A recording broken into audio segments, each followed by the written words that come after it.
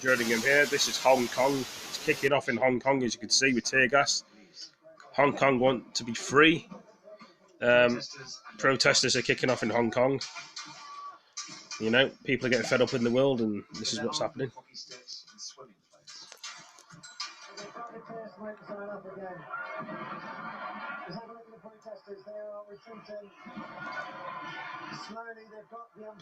The reasons why they're doing these protests is because they don't think anyone's listening to them.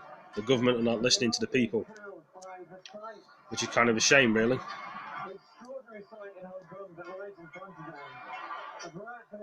If the government would listen to the people, people wouldn't protest and actually sat down and spoke to them as people.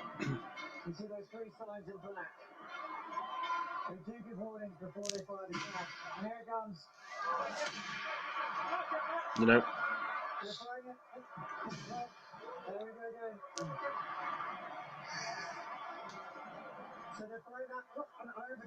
See, the ones on the left are moving back, and the police force will just come in.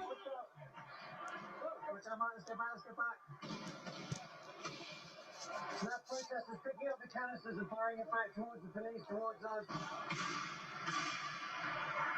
I mean, it's just volley after volley.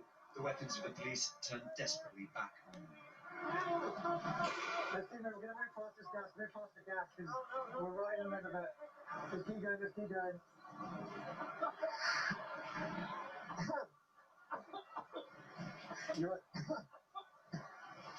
And this final all-out assault.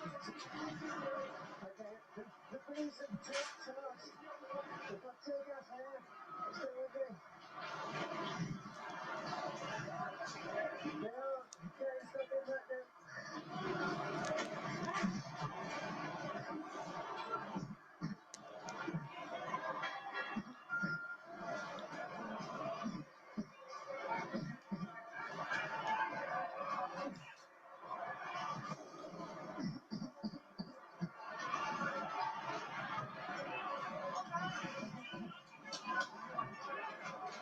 With that charge, police broke the protesters' formations. Up until then, still solid, even in retreat.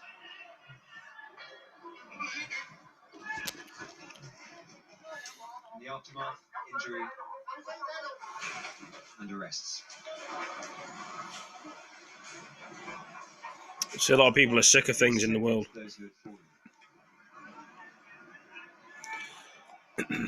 Mopping up the rest of Hong Kong. 2 minutes, guys. The battle over. The long war for these streets begun. Tom Cheshire, Sky News. A second major British warship has arrived in the Gulf to help protect UK-flagged vessels from the threat of an Iranian attack. Sky News has learned a small number of additional military personnel will also be dispatched this week. As you guys can see, it says no deal on the screen there. 31st of October, we leave in the European Union. British forces captured an Iranian oil tanker near Gibraltar, accusing it of violating sanctions. 94 days to Brexit. Brexit countdown, you see on the screen there. The UK doesn't want to be a part of the EU anymore. They want to leave. Theresa May got it voted down 3 times. Should get the votes through. I'm hoping Boris Johnson will get the votes through. Our Foreign Affairs editor, Deborah Haynes, has been to Fujairah, anchorage in the Gulf of Oman, where the British-flagged Stena Impero travelled from before it was detained. She sent us this report. A fluid front line. Tankers use this anchorage point to refuel, restock and relieve crew. Recent traffic included the British-flagged Stena Impero. It travelled from Fujairah into the Strait of Hormuz, where Iranian forces pounced. The ship isn't the only link between this coastline and rising tensions in the region.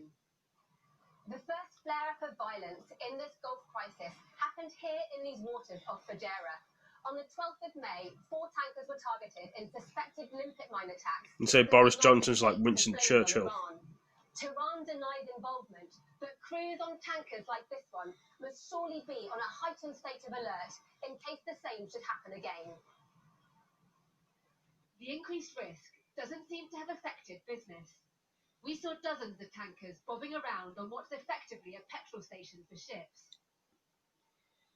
Iran has threatened UK-flagged vessels because of Britain's part in the capture of an Iranian tanker off Gibraltar. That's why the Royal Navy has started escorting ships through the Strait of Hormuz. This frigate yesterday, joined by a second warship, HMS Duncan. A handful of extra personnel is also being sent this week to a British base in Bahrain. But perhaps deal making, not tanker protecting, is the way forward. The means to resolving this, actually, for the UK is to come up with a bilateral agreement with Tehran, exchanging tanker for tanker, and dealing very directly with the Islamic Republic on the list of issues between the two countries. The Iranian president told Britain's new Prime Minister in an online message he hopes his familiarity with Iran will be a considerable help in removing obstacles in the relationship. But Boris Johnson is familiar too with the man on the other side of this crisis, President Donald Trump. He wants ships like these to be given better protection by forming a US-led coalition in the Gulf. The White House also wants to strike a new nuclear deal with Tehran. Britain's been opposed to this policy. It all adds up to a fiendishly tricky course for Prime Minister Johnson to navigate. Deborah Haynes, Sky News, Fujairah, in the United Arab Emirates. A father in New York has been charged with the manslaughter of his one-year-old twins after he forgot them in the backseat of his car for 8 hours on a hot day. In a tearful appearance in court, Juan Rodriguez's lawyer said that the incident was unintentional, horrific and tragic. Sky's Inzaman Rashid reports. A simple mistake which paid the heaviest price. 39-year-old Juan Rodriguez in court facing charges of manslaughter after the deaths of his one-year-old twin children. Possibly they inside of a vehicle. This was the scene of tragedy on Friday night in New York City. What? Police were called by a member of the public. I'm still here, Vampire, but don't be calling my phone because I'm trying to do a video. Alright, it's fine. So if you can't get hold of me, don't be ringing my phone because I'm trying to film something. Alright. Not being funny, but I'm just trying to do this video. But it's preparing for war UK. Boris Johnson, whatever it's called. Alright, Max, do you want me to say that again? I've told him, yeah. Well, it's preparing for war, isn't it? During the day, the social worker parked his Well, Boris Johnson said he's preparing for war, yeah. I don't know. Unless it's just a hoax. Some people won't believe it, but... In 31 degrees heat for more than 8 hours. The dad claimed he simply forgot to drop them off at the daycare centre. I had to go in my party chat quickly and tell my friends what I was doing because my friend wants to always know where I am in the game and stuff. Charged with criminally negligent homicide and manslaughter. So it says Brexit camp down there, guys. Mr. Rodriguez made an emotional first court appearance on Saturday night and pleaded not guilty. His wife, the mother of their children, was also there. Under no circumstance would anyone ever want to see or believe they will see their one-year-old babies in a car, and as a result of unfortunately leaving them there, those children dying way too soon. Coroners say the body temperature of the twins was recorded at 42 degrees at the scene. And last week, a heat wave in America prompted officials to warn parents against leaving children in cars. This year alone, there have been 23 deaths like this in the United States. The court will establish the exact events of this case, but for a father who's lost his children, the mistake of forgetting is something he'll always remember. Inzaman Rashid, Sky News.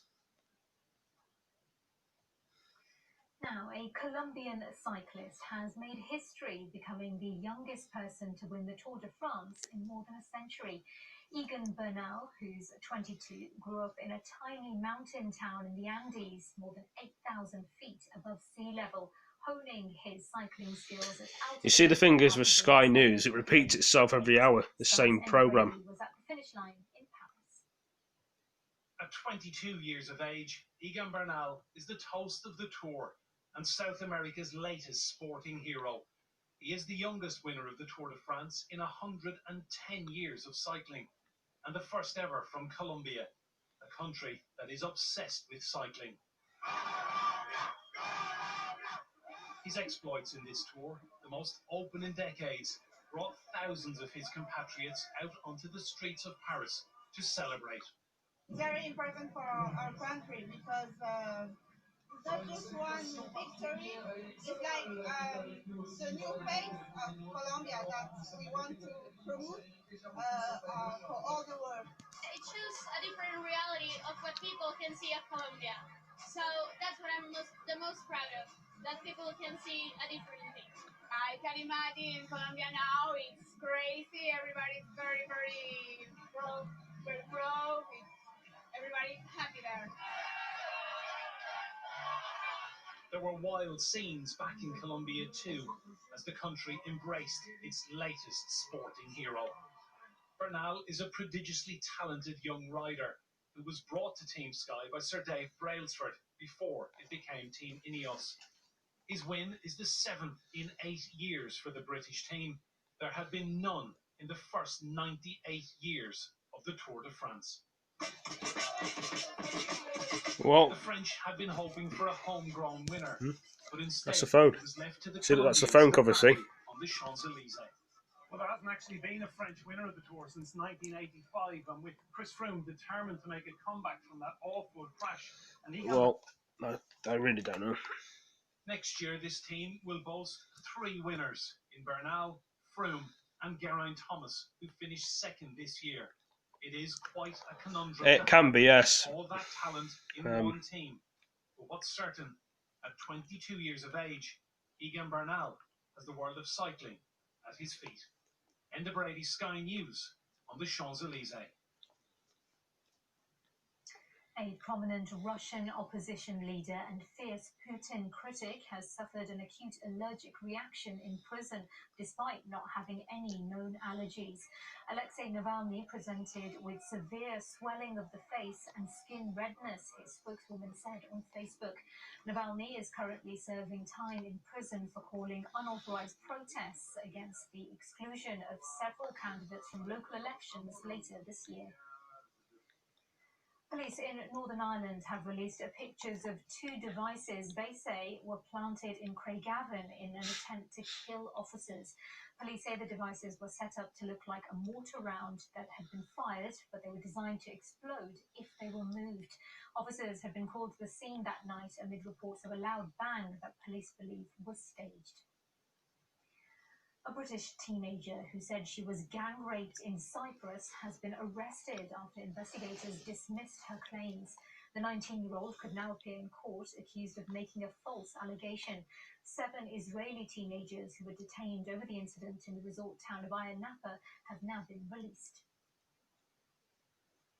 The Duchess of Sussex has tried her hand at a spot of magazine journalism, guest editing the September issue of British Vogue. Meghan has been working on the issue for 7 months, saying that it's been a rewarding process. The issue will include an interview between the Duchess and former US First Lady Michelle Obama. Titled Forces for Change, the September issue will also feature 15 women who are described as united by their fearlessness in breaking barriers. They include New Zealand's Prime Minister Jacinda Ardern, actress and activist Jane Fonda, and climate change campaigner Greta Thunberg. And Boris Johnson's new cabinet has only been in place for a few days, but the semantics over a no-deal Brexit being a likely outcome seem to have intensified. In fact, according to Cabinet Office Minister Michael Gove, no deal is now a very real prospect, with the government working on the assumption the EU won't budge an inch. Well, Sky News spoke to Mr Johnson's new Treasury Secretary, asking whether the fact that they're planning to throw more money at no-deal preparations is a sign it's now inevitable. Our political correspondent Lewis Goodall reports. We will do a new deal, a better deal. I want a deal. I will do everything I can to have a deal. Farmers are right to be concerned about the consequences of no deal. Remember this, not so long ago, many who sat atop the new cabinet table assured us no deal was a remote possibility. Even recently, the Prime Minister Boris Johnson said its probability was 1 in a million.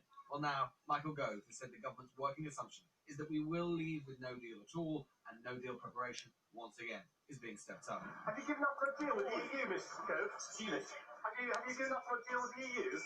Writing in the Sunday Times, the new de facto deputy to the Prime Minister said, the entire machinery of government will work to help ensure our businesses will be ready, our factories will be ready, our hospitals will be ready, and the British people will be ready.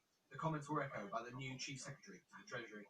I thought it was 1,000,000 to 1 chance that we were going to be leaving with no deal. Why are we spending all this money on something that's 1,000,000 to 1 chance? Well, we want to make sure that we are prepared. We need to be able to... For 1,000,000 to 1 chance, that's very, remember, very careful. With what we're seeing from the European Union is if they're, as you had someone on your show just earlier, we want to try and leave with a negotiated deal, one that removes this undemocratic backstop. And we stand ready. We are willing to negotiate, to engage in talks. We do that in a spirit of friendship and cooperation, but also with determination. And that, along that determination, means that we must be prepared to walk away.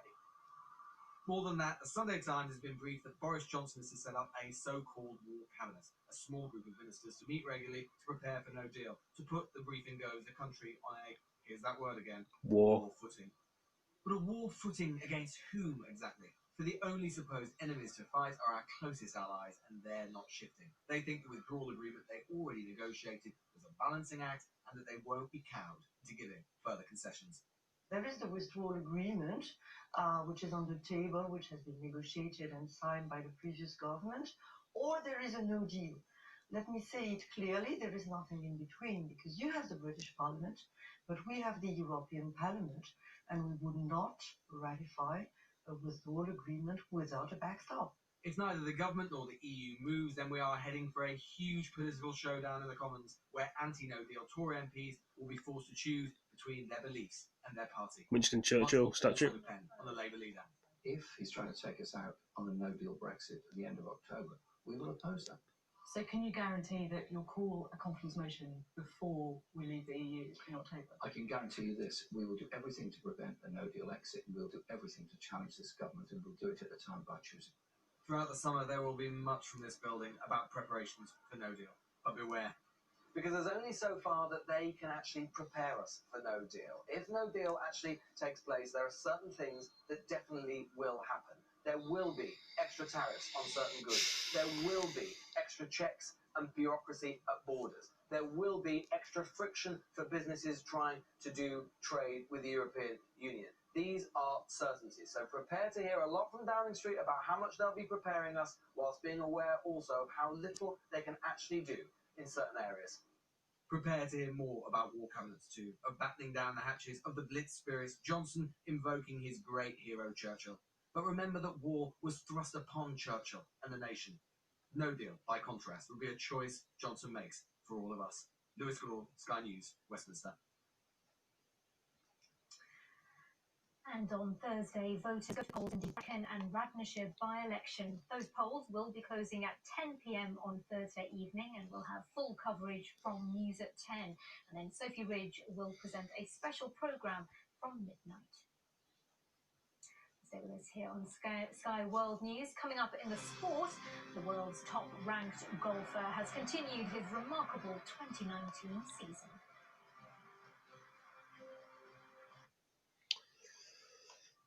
Well,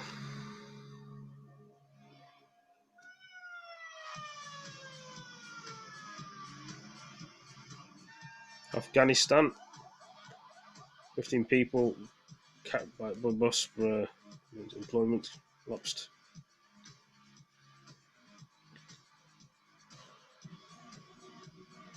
It's a big up volcano.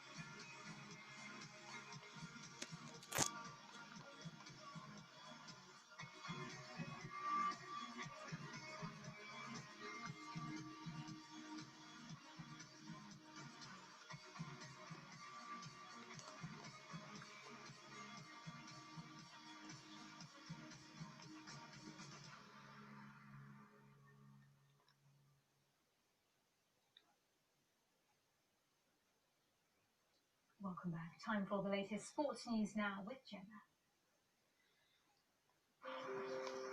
This sports bulletin. Like I say, guys, I'm not really into the sports news, so I'm going to put something different on now. Insurance that will. I don't know if the UK is heading for a war or preparing for the war. Some people may sound crazy and stupid, but there we are. But the way that we're saying that in the news, looks like we are. Unless it's just scaremongering.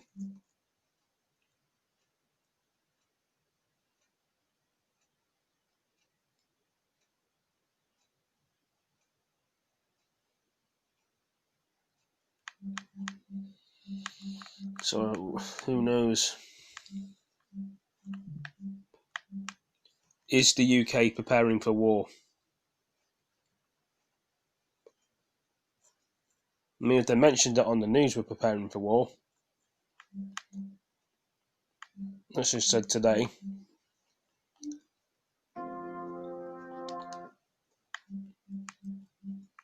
Guess it's just a hoax.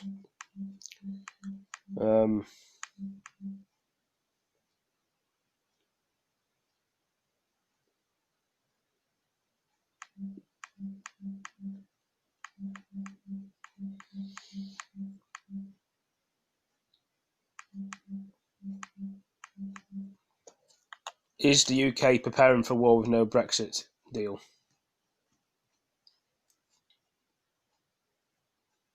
I mean, I saw this video months ago back about Brexit. It says here, look, the UK is ramping up. It says UK is ramping up no deal Brexit troops, and we're going to be leaving. This is Theresa May's thing. I mean, Theresa May did it. 3,500 troops are on standby, whilst letters to 140,000 businesses are warning them to prepare for the worst. The government says that although pursuing Theresa May's Brexit deal is still its top priority, it has now begun ramping up its preparations for no deal. Details of where £2 billion in funding will be spent. Theresa May's not in power anymore. It's Boris Johnson now. And there's my foot. There's my foot. On everything from potential traffic chaos to credit card fees. With 101 days to go before Brexit, our political editor, Gary Gibbon, is in. So I'm just looking back on time of Brexit. The days do not get any less extraordinary. A 3-hour cabinet today in which I would say a majority of the cabinet ministers around that table were discussing something they think would be an unmitigated disaster. The Work and Pension Secretary, Amber Rudd, actually spelt it out in the room and said a no-deal Brexit would be a car crash. I think a no-deal Brexit would be good. I don't want to stay in the EU. Quite a lot of them think all of this should have been done much earlier. On the Remain side, she knows that a lot of them think it is simply a scare tactic to try and get more MPs into her lobby, backing her deal when she brings it back to Parliament in January. One week from when we had the Brexiteers trying to get a no confidence vote in Theresa May, you've got Remainers tonight saying, and Asubri and Nick Bowles, two Tory MPs, that they would probably resign the whip of the party and no longer vote with the Conservatives if no deal became the central policy. There were pot shots being fired at cabinet ministers, not very coded in that cabinet meeting there, and even talk of indicative polls to try and work out what policy Parliament might come up with, which kind of presumes it won't be backing Theresa May's policy. That was the cabinet today.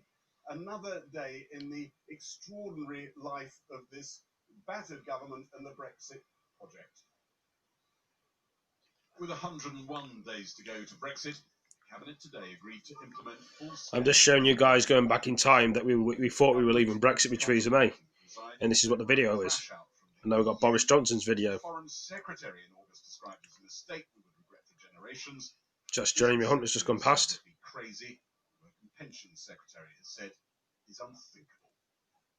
We need to recognise with 14 weeks to go that a responsible government is preparing for the eventuality that we leave without a deal. That is the responsible thing for the government to do. That is what we agreed at Cabinet. The plans include everything from buying space on ships to stockpiling medicines. plus sounding the alarm in messages to business and members of the public. The Defence Secretary So there's the army and the police there, see? might be needed too. Government sources said they might backfill police officers needed elsewhere for operations like traffic control for queues of lorries. We've as yet, not had any formal requests from any government department, but what we are doing is putting contingency plans in place, and what we will do is have 3,500 service personnel held at readiness, including regulars and reserves, in order to support any government department on any contingencies they may need. Later in the Commons, Labour described the government's no-deal planning as an expensive bluff. It's a political hoax, and deep down, I think the government and this Prime Minister knows it. I know from personal experience how seriously she takes security arrangements for the United Kingdom. And to put ourselves in a position where they'd be jeopardised is not something that deep down I think she could possibly be acceptable for this country. Former Minister Nick Bowles tweeted, "If the government were to announce that no-deal Brexit had become its policy, I would immediately resign the Conservative whip and vote in any way necessary to stop it from happening." Some cabinet ministers, like international development... Well, I don't want to imagine this is happening. We're going to leave the EU on the 31st of October, or is it going to be the same as last time? I hope it's not going to be. Last night, the Justice Secretary David Gauke told Cabinet talk of a managed no-deal was fantasy. The responsibility of cabinet ministers is not to propagate unicorns, but to slay them. The European Parliament's lead negotiator on Brexit tweeted, "There is no such thing as a managed no-deal." There was a number of scenarios being floated in government without, I think, people really engaging on the consequences of that. Either the consequence to our democracy of not delivering on the referendum, not having Brexit, or the idea that we can cherry pick and have some sort of managed no deal where the EU would suspend its own red lines, which I don't think is feasible. Lorry jams have dominated the no-deal talk. The government's imminent guidance to businesses and households will flag up many other areas. The government is working on 320 work streams on no-deal preparations. And they are, the Cabinet agreed, now its principal operational focus. Well, earlier I spoke to the Brexit Minister, Chris Heaton-Harris, and I began by asking if he was confident of making a success of no deal. Well, yeah, I mean, obviously, as a government and as an individual, I want us to have a deal and get that over the line so we have certainty in that way. But yes, I'm very confident that the government will deliver on its plans for a no deal. Well, under those plans for a no deal, you have 3,500 troops on standby. You're spending hundreds of millions of pounds to ensure that there's clean drinking water in the UK. You're becoming the largest buyer of fridges to store stockpiled medicines. I mean, these are the kind of things you'd expect after a disaster in a third world country, not in Britain in 2018. Forgive me, but I think there's a tiny bit of... This is 2018. This is an old video, this, but I thought I'd bring it back to light anyway. In any of our contingencies.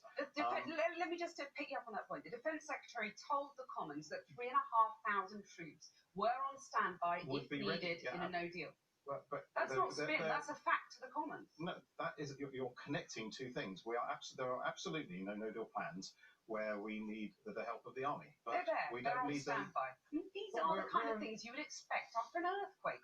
We are a responsible government that's planning for every eventuality. This kind of scenario, these kind of emergency measures, seem the very opposite. It means war, doesn't it?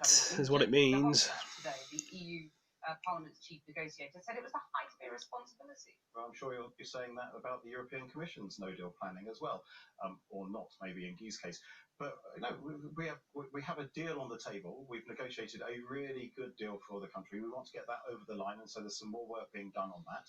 People have been criticised. If some of you guys are watching this video, the new date to leave the EU is the 31st of October because we've got Boris Johnson now. This is an old video, so don't get it confused with 2018 and 19. Only having to spend this £2 billion of taxpayers' money to prepare for a no deal because you can't persuade your own backbenchers to back Theresa May's deal. No, this is a responsible government that's preparing for every eventuality. I think no matter what the parliamentary mass, until the deal was ratified, we would be doing this. So this no-deal planning is a hoax to try and scare your MPs into backing Theresa May's deal?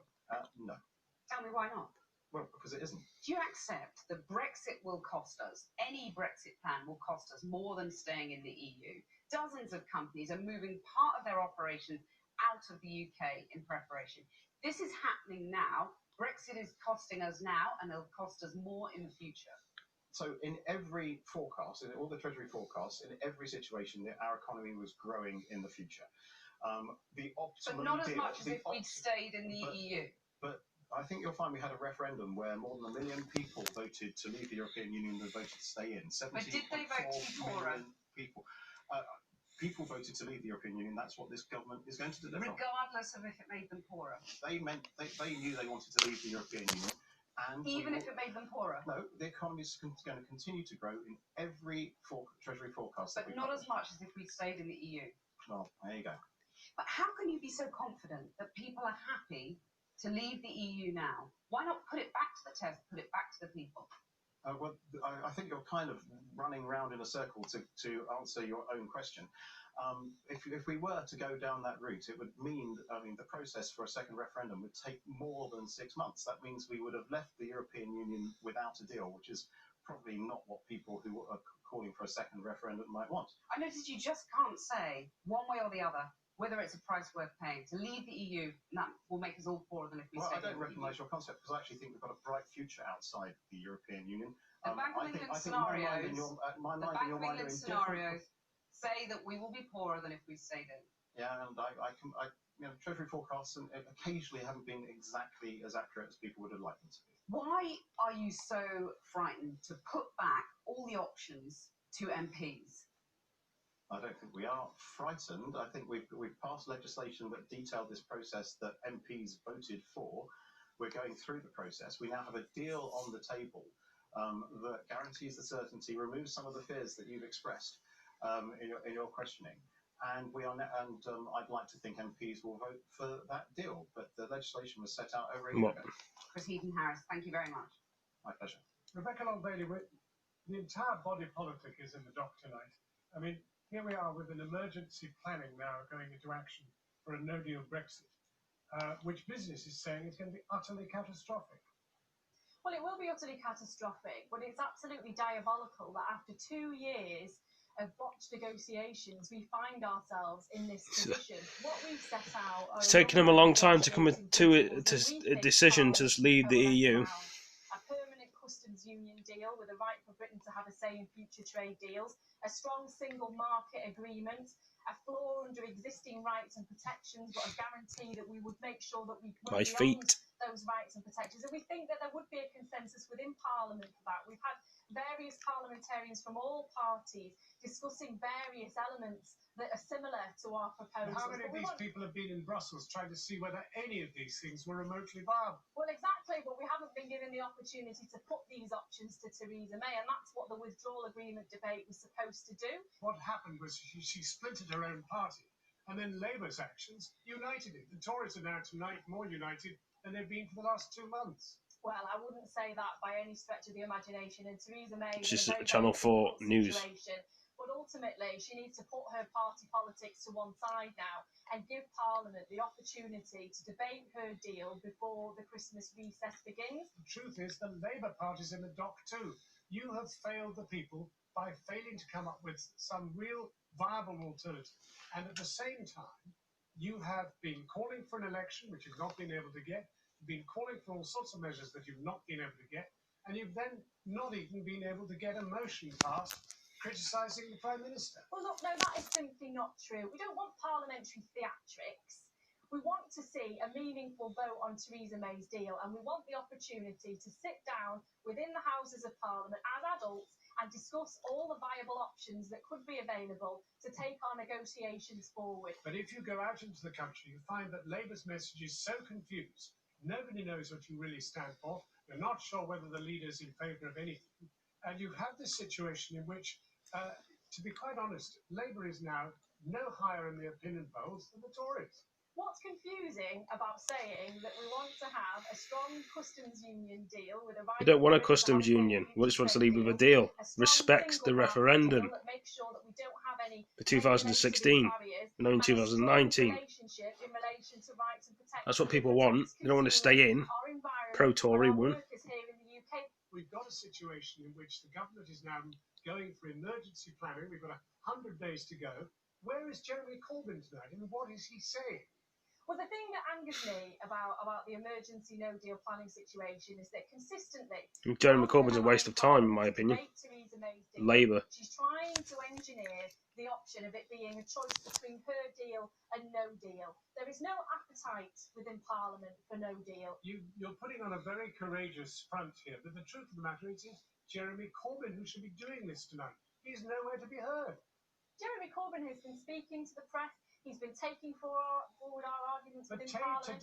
He spoke at length yesterday in the chamber about the deficiencies in Theresa May's deal and what she needed to do next. But this is not just about Jeremy Corbyn. This is about our democracy. It's on trial at the moment. And we need to make sure that the deal that Theresa May was proposing to put to Parliament actually goes before Parliament, and it doesn't get kicked into the long grass until after Christmas, so that she can engineer this fear-mongering project where she establishes a choice between her deal and no deal. That's not what Parliament wants.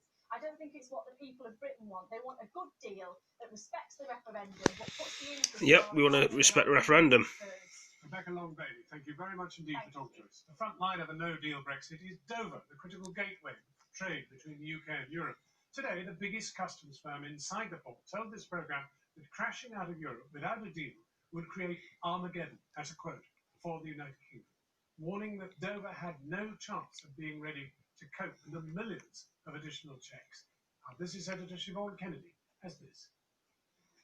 More than 2.5 million lorries have passed through the port of Dover this year alone, carrying billions of pounds worth of food, clothes and medicines to and from the continent. Only a tiny proportion, about 3%, come from outside the EU and need their paperwork checked. Well, just a minute, guys. Just need to check see if my friend's okay in the party chat. You okay, Vampire? What do you want? I'm just seeing if you're alright. I have to keep pausing my video and checking to see if you're okay. I'm just filming my video on the phone about Brexit. No. See, I'm a good friend to you, aren't I? You checking on you? No. What? You're a shit friend. I'm recording this on the phone, by the way. I'm joking. I don't know why you said that for. They know I'm joking. I'm going to keep recording it. I'm still recording the film, so I'm going back to YouTube and we'll keep recording this programme. Alright, enjoy. Yep. I don't know why my friend asked to joke like that, guys. You heard him in the background saying I'm a shit friend, which I'm not. He was joking. Back in 1992, before we joined the single market, Dover was a very different place. The gates here were locked and there was high security, and every single lorry passing through needed to be checked. Back then, there were 130 different customs agents or companies that needed to do the paperwork. If Britain leaves the EU with no deal next March, then all these lorries passing through would once again need to be checked. The only difference is this time around there are just 17 different customs agents, and in the meantime the volume of lorries turning up here has more than doubled. And if you were told this week, for example, listen, we're moving to a no-deal scenario, we simply cannot get agreement in Parliament, could you do it in time? Oh, no chance. It takes us 6 months to 18 months to train a customs entry clerk. And we have 35 trained customs entry clerks in our business. Steve Appleby is one of the bosses at the biggest customs clearance firm in Dover. His team do the checks on the small number of non-EU trucks. It takes about 20 minutes per lorry. But for anyone who thinks it's a simple procedure, look at this. It's quite a good example. That's one truck. That's one truck. Of what we as customs clearance agents in Dover and the UK do. The point is, these types of checks happen for 3% of the trucks that come in and out. 100%. In a no-deal scenario, you're looking at 100% worth of check paperwork. Yes. Could you cope with that? We'd like to, and we'd like to be part of the solution rather than part of the problem, but we need help. The government may be talking about help in the billions, but so far just 8 million has been allocated for customs agents like these. Under a no deal, Steve says he'll need to go from 35 to nearly 300 staff, while nationally an extra 10,000 customs checkers will be needed. That's the view on the ground at Dover, but at head office, the chairman of the group had this even more stark message. But having a no-deal Brexit and stopping on the 29th will be Armageddon for us here. It's not project fear, it will become reality. And that frightens all of us. Some people would listen to that and say, well, hang on a minute. The government's never going to let that happen. They've secured a transition period. They're hiring thousands and thousands of extra border security customs officers. Yep.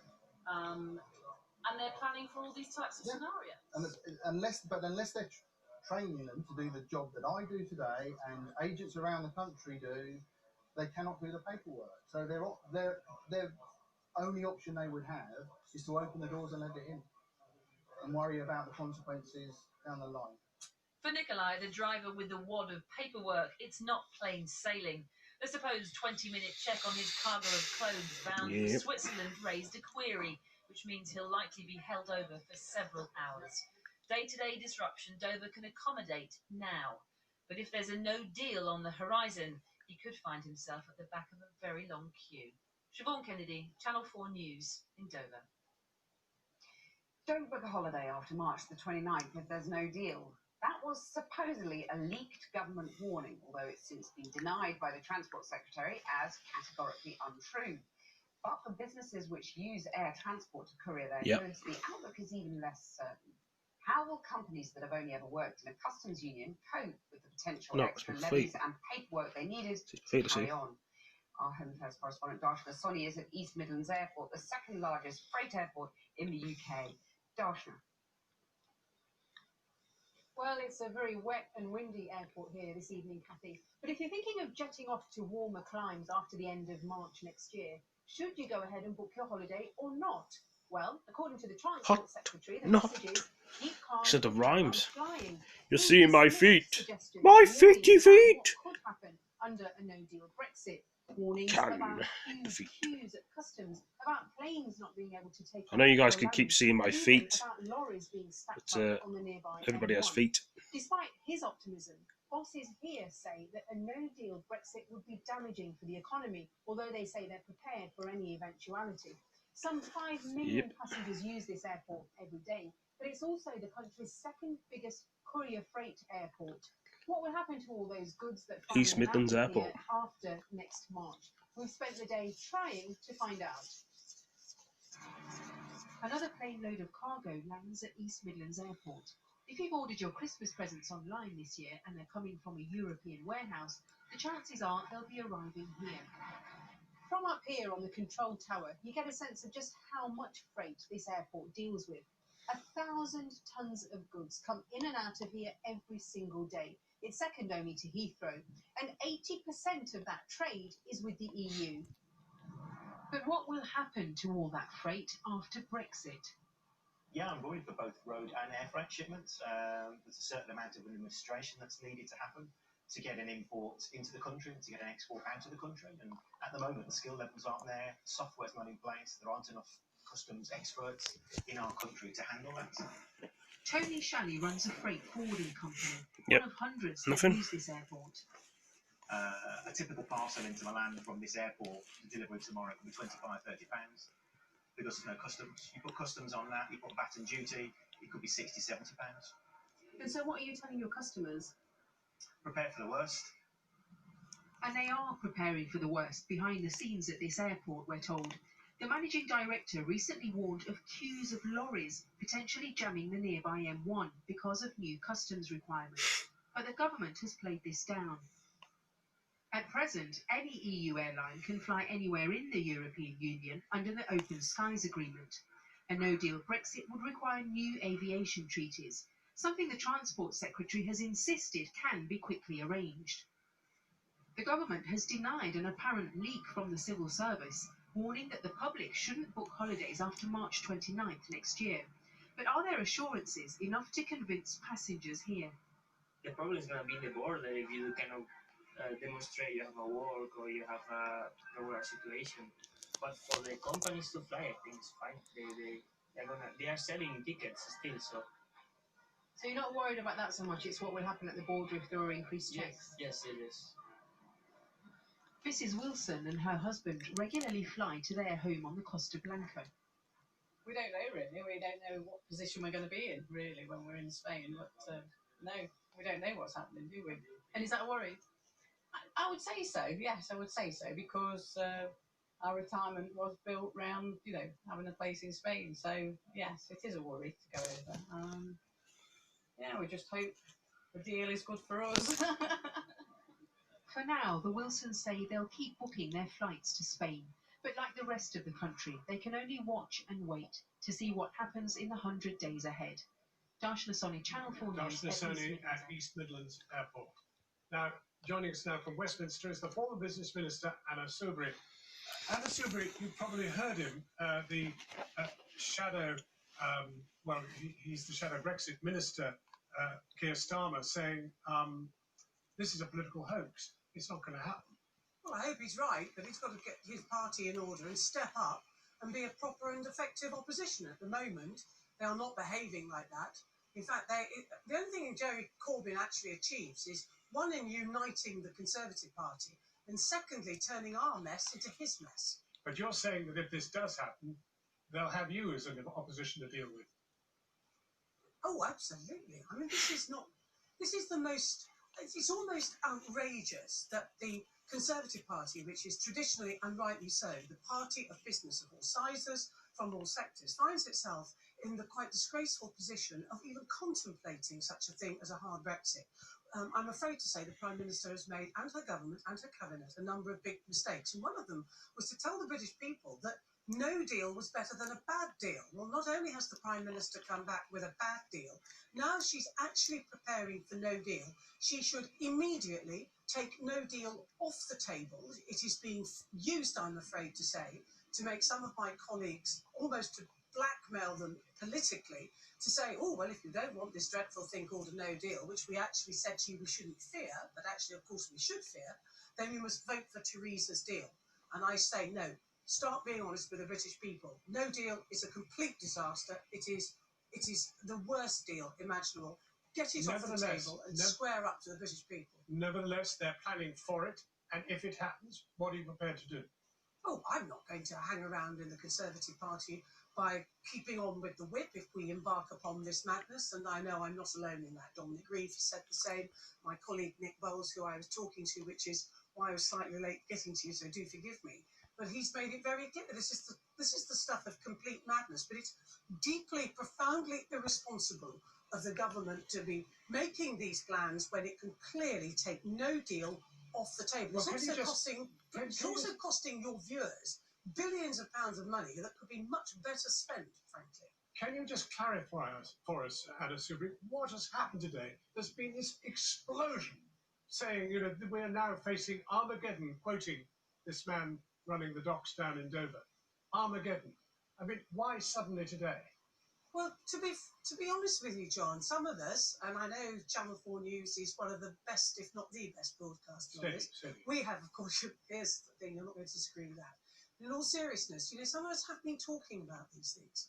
We have been explaining to people the options. We've been explaining to people the dangers, what looks like the strategy of the Prime Minister. We've been saying these things, and sadly, very few people have been reporting them, and probably even less taking them seriously. All of this has been predicted. And of course, most importantly, British business has been saying this as well. And again, these things have not been reported. Or more importantly, British business has been saying them in private when they should have been saying these things publicly. So but long the truth is, I'm afraid, and it's no pleasure to say this, too many of my colleagues simply have either kept their heads under the sand because it's all too much and it's too difficult, the reality of Brexit, or they just simply haven't understood the harsh realities of Brexit. And they've all of them got to face up and wake up to the realities of Brexit. And the first thing the PM's got to do is to take this outrageous idea of no deal, or even more bizarre, a managed no deal,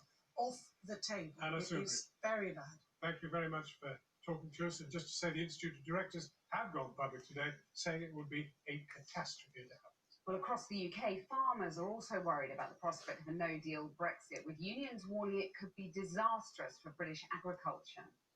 6 kilos, 2, 3, 4, 5, 86, 87. Cattle and sheep farmers fear they could be hit with up to 60% tariffs on red meat exports if the UK has to revert to World Trade Organization terms in March. The EU is the UK's biggest market for lamb, and economists warn that steep tariffs could mean a collapse in exports. Auctioneers in North Wales are also concerned about live sheep sales. Is there going to be tariffs on the lambs? Are we going to be able to export the lambs into Europe as the way we're doing now? We've got to remember that in excess of 70% of the lambs go into Europe at the moment. Is there going to be any tariffs? We don't know. We'll have somewhere like about 3,500 in total of animals in the market today. And you think when you've got 70% of them going into Europe, it's a massive amount of money involved for the farming industry. Well, I'm joined now by the president of the National Farmers Union, Minette Batters. Are you yourself reassured or alarmed that the government is planning for a no-deal Brexit? Well, we're reassured, and indeed we've been working with them on planning for a no deal, because it's very clear now that this cannot be left to chance, and if anything, no deal is the only certainty on the table at the moment. What does no deal mean then? I think this is one of the big challenges, that no deal doesn't actually cover off what no deal really means. What are the implications of no deal? Well, the implications are that route from Calais to Dover is a critical route, so 11,000 trucks coming in every single day with food and drink. But most of our critical dependencies, so if we look at animal medicines, if we look at seeds, if we look at fertilizers, those also come in from the EU. So animal medicines, 90% are made in the EU. Now, we've worked on a just-in-time basis, which has been about bringing in product, taking out product, all tax-free. That is all put at huge risk, bringing those critical things into the marketplace. And also, in a no deal, British farmers are immediately carved out of the marketplace, so they lose their export to the EU market. Indeed, there is no inspection point at Calais, so all the trucks coming into Dover would then, when we gain export access, would have to go back via Zeebrugge or Rotterdam. The other vital thing here is that government has made it very clear that imports will be coming in tariff-free, and that just can't be done to the EU. So the high standards that we have here, that British consumers expect, that cannot be taken for granted either, because we would have to open our doors to the rest of the world as well. You seem to be tempering your language somewhat. In July, you said this was a no deal was an Armageddon scenario. Was that a mistake? Was that Project Fear, or do you stand by that? We absolutely stand by it. It's catastrophic. I have said we have looked into the abyss when we have looked at no deal. So we absolutely stand by what we have said. It's why we very cautiously supported the Prime Minister's package, because it allows for a level of orderly Brexit. But for British farmers, it is a complete catastrophe to leave the EU with no deal. And what about British consumers? Can you be confident that we would get enough food on the table under no deal? I think it's going to be put at risk bringing food in, because there is such a significant amount that comes in, mainly fruit and vegetables, which of course we bring a lot of in, but we produce 60% of the food in this country. So in order to process it, to manufacture it, to bring in the vital things that we need, that relationship is critical. And losing market access and an obliteration of the tariff wall for imports, that opens up market access to the rest of the world, to countries that produce food to lower standards than our farmers do here. So it would effectively price us out of the marketplace, make us very uncompetitive. And when I think shoppers have got used to high standards, being able to buy more and more British food, it puts all that at risk. But very briefly, the Brexit minister says that people, including some of your members, voted for Brexit. Politicians have got to deliver it, haven't they? I think what was on the table when people voted is not what is on the table now. They were promised market access to the EU. They were promised more money. They were promised a bonfire of regulation. None of that has happened. So, we have what we have, but it's not what they voted on. Minette Batters, thanks very much. And later in the programme, we'll be joined by the comedian Rory Bremner and the writer Robert Harris for an alternative look at what the Brexit future could hold. Now some developing news tonight amid confusion in Whitehall over the expected publication of the government's long-awaited immigration white paper. Our political correspondent Michael Crick has the latest. Michael. Well, John, I can report to you that the immigration white paper will be published tomorrow. We're expecting it in the summer, then it's been postponed and postponed and postponed. But it's a reflection of the extraordinary goings on in government right now. That the rows over what should be in the white paper have been continuing even this evening. But it seems to be settled. The crucial issue is over the £30,000 threshold which will be applied to high-skilled workers, which currently applies to the rest of the world. The Migration Advisory Committee suggested to the government in September that should be extended after Brexit to the EU. That is now going to be in the white paper.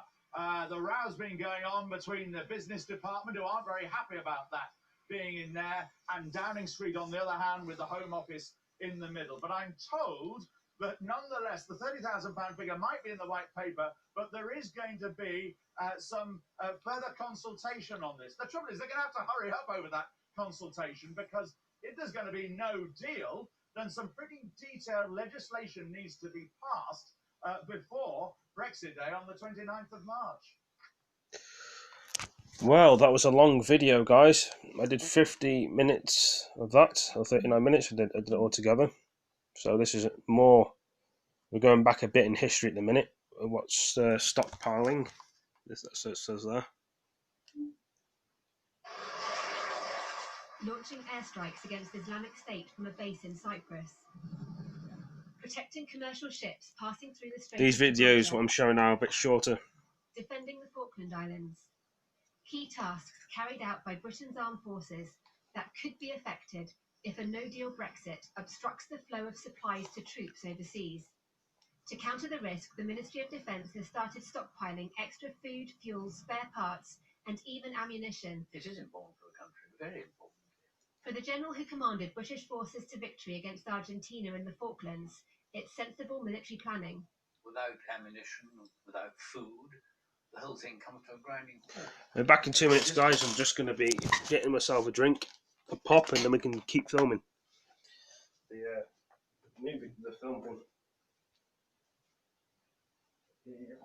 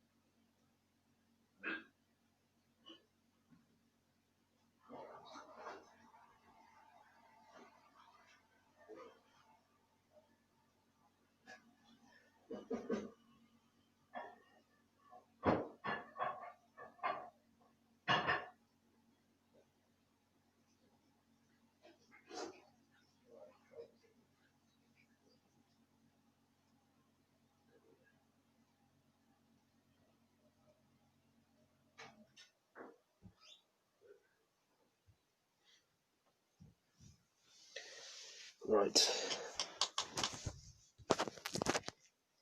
It's actually, in the Falklands War, intended to drive the way the war was fought, and many of our plans revolved around, could you actually do it logistically?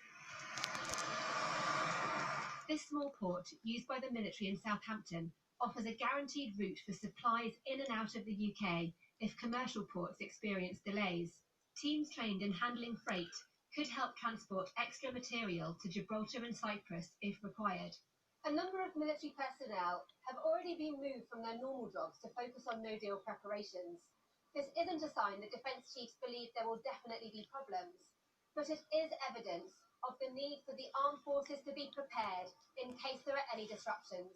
Military bases in the UK are also building up their stores to ensure troops don't run out of fuel or food if there's any disruption to imports. But officers say cost-saving cuts to improve efficiency in recent decades have left the armed forces less resilient. Having lots of everything is a really inefficient way of doing business, and in the same way that we've seen the NHS desiring not to hold 2 weeks' worth of particular drugs, having them over 2 days, but having a very efficient, just-in-time logistics supply chain. So the military has been doing similar things. That means that when there's a bit more doubt and you need a bit more flexibility, you have to grow a bit of fat on the bone. A spokesman said a limited range of supplies have been bought as part of the MOD's contingency planning, but he said Marchwood Port didn't currently feature in preparations. Two defence sources, however, told Sky News the port is being considered. What's in no doubt is that the military is getting prepared. Deborah Haynes, Sky News. Wow. Let's see. Let's have a look at the next one.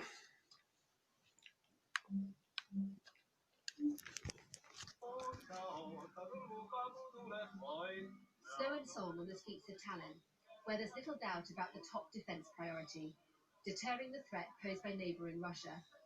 Britain's armed forces play a role in this as part of a NATO mission, but planning for a possible no-deal Brexit is taking up more and more of the military's time. The Estonian foreign minister is confident his allies will rise to the challenge. I'm pretty confident that they will be able to handle the national security issues at the time of even no-deal Brexit should that happen. Sky News can reveal the top civil servant at the Ministry of Defence has said preparing for a withdrawal from the European Union without a deal is his department's highest priority. In a letter, Stephen Lovegrove told officers and civil servants to implement the remaining elements of their no-deal plans without delay.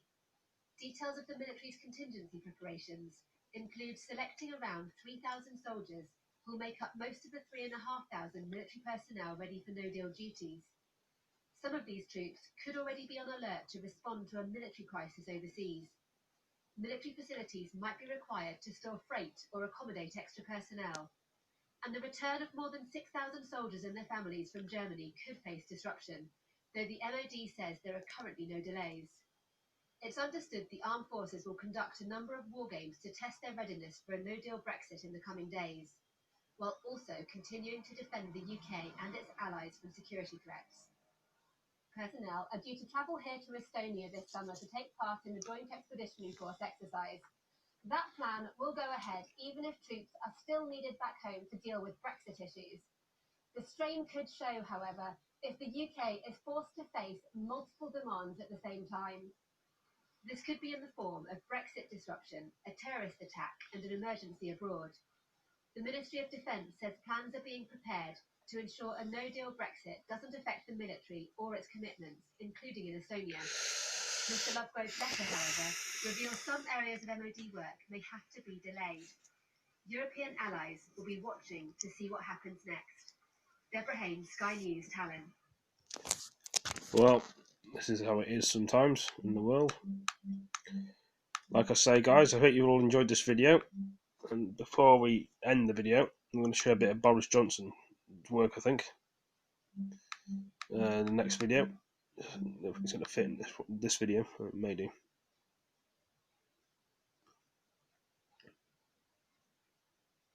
This is a bit of Boris Johnson. Our mission is to deliver Brexit on the 31st of October for the purpose of uniting and re-energising our great United Kingdom and making this country the greatest place on earth. To do so, we must take some immediate steps, and the first is to restore trust in our democracy and fulfil the repeated promises of Parliament to the people by coming out of the European Union and doing so on October the 31st.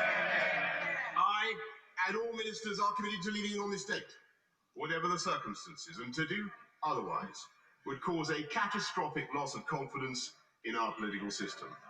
The withdrawal agreement negotiated by my predecessor has been 3 times rejected by this House. Its terms are unacceptable to this Parliament and to this country. No country that values its independence and indeed its self-respect could agree to a treaty which signed away our economic independence and self-government as this backstop does. We will be able to look back on this period, this extraordinary period, as the beginning of a new golden age for our United Kingdom. Well, guys, I'm going to end it in this stream. Thank you for joining me. Please like, comment, subscribe, share these videos with your friends, and I'll catch you in the next one. Thank you for joining me. And yeah, this is serious what's happening. The UK is leaving the EU 31st of October. Hopefully Boris will keep to his word. Let's all get prepared in the UK and be safe. And yeah, catch you in the next one. Peace. And thank you for joining me. Peace.